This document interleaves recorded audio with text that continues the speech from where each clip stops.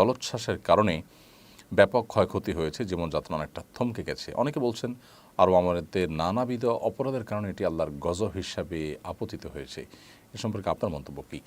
দেখুন, আরব আমিরাতে সম্প্রতি যে ঝড় জলোচ্ছ্বাস হলো, অতিরিক্ত বৃষ্টিপাত হয়েছে এবং এই ঝড় জলোচ্ছ্বাসের কারণে অনেক ক্ষয়ক্ষতি হয়েছে। পুরো জীবনযাত্রা থমকে গেছে। আপনারা অনেকে দেখেছেন মিডিয়ার মারফত যে সেখানে আরব আমিরাতের দুবাইয়ের যে সিস্টেমের গর্ব ছিল তাদের, সেখানে নাগরিক সুবিধা ছিল, সেখানে গোটা পৃথিবী থেকে মানুষ বসবাস করার জন্য যেত, আয়েশ করার জন্য যেত, তাদের সমস্ত কিছু থেমে গেছে।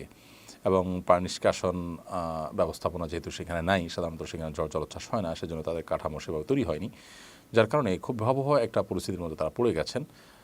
এবং পানি নেই, আপনার গ্যাস বিদ্যুৎ নেই, এরকম একটা পরিস্থিতিতে তারা পড়েছেন যেটা ইতিপূর্বে তারা পড়েননি কখনো। তো এটি আল্লাহ তাআলার তরফ থেকে তাদের জন্য অ্যালার্ম হতে পারে, সেটা একেবারেই স্বাভাবিক হতেই পারে। সাধারণত কোনো বিপদ আপদ হলে একজন ইমানদার, একজন মুসলিম সেটিকে আল্লাহর পক্ষ থেকে তার কোনো পাপের জন্য অ্যালার্ম, সতর্কবার্তা হিসাবে তিনি নেবেন, তিনি সেজন্য সতর্ক হবেন।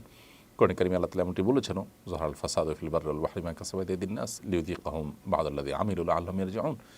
স্থলে জলে যে সমস্ত ব্যত্যয়, ফাসাদ, সমস্যা তৈরি হয়, এগুলো মানুষের হাতের কামাইয়ের কারণে হয়ে থাকে, যাতে করে মানুষ ফিরে আসতে পারে, সংশোধন হতে পারে, সে সুযোগ আল্লাহ তাআলা তাদেরকে দেন, অ্যালার্ম দিয়ে থাকেন। তো এটি সতর্কবার্তা হতে পারে তাদের জন্য।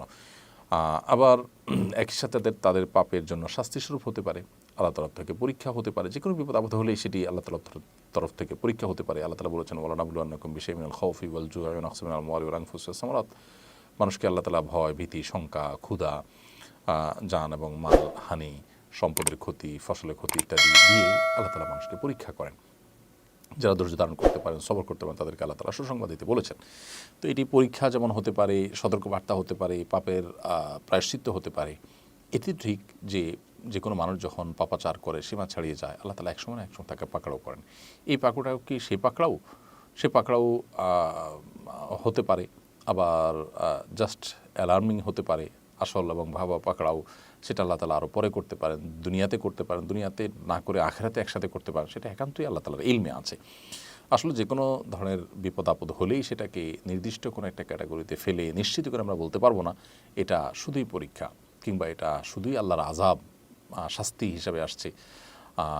এরকম নিশ্চিত করে আমরা বলার সুযোগ নেই, কারণ আমাদের কাছে ওহী আসে না। নবীগণ থাকলে তাদের কাছে ওহী আসতো, তারা বলতে পারতেন যে এটা আল্লাহর পক্ষ থেকে আযাব হিসাবে আসছে, এটা আল্লাহর পক্ষ থেকে পরীক্ষা হিসাবে আসছে। কিন্তু আমরা যেহেতু সবগুলো অপশনই এখানে আপনার সম্ভাব্য, সো আমরা এটাকে আল্লাহর পক্ষ থেকে পরীক্ষা হিসাবে নিতে পারি, অ্যালার্ম হিসাবে নিতে পারি এবং সতর্কবার্তা হিসেবে নিতে পারি, পাপের শাস্তি হিসেবে নিতে পারি।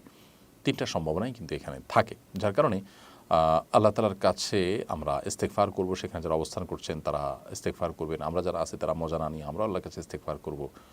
আল্লাহ আমাদের সবাইকে যেন ক্ষমা করেন। সন্দেহ নাই যে সেখানে নানা রকম পাপাচার হচ্ছে, ভয়াবহ একটা অবস্থা তৈরি হয়েছে। একটা মুসলিম প্রধান দেশে এ ধরনের কর্মকাণ্ড সত্যি বেদনাদায়ক, সত্যি সেটা আমাদের জন্য দুর্ভাগ্যজনক।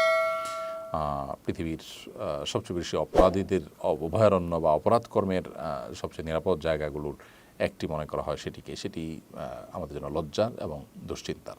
আমরা দোয়া করি আল্লাহ তাআলা তাদেরকে সংশোধনের পথে ফিরে আসার তৌফিক দান করুন। এটাকে অ্যালার্ম হিসাবে নিয়ে তারা যেন সংযমী হন, তারা যেন সতর্ক হন। আল্লাহ তাআলা তাদেরকে সে তৌফিক দান করুন এবং গোটা বিশ্বের মুসলমানদেরকে আল্লাহ যেন হেফাজত করেন এবং তওবা করে আল্লাহর আনুগত্যের পথে ফিরে আসার তৌফিক দান করেন।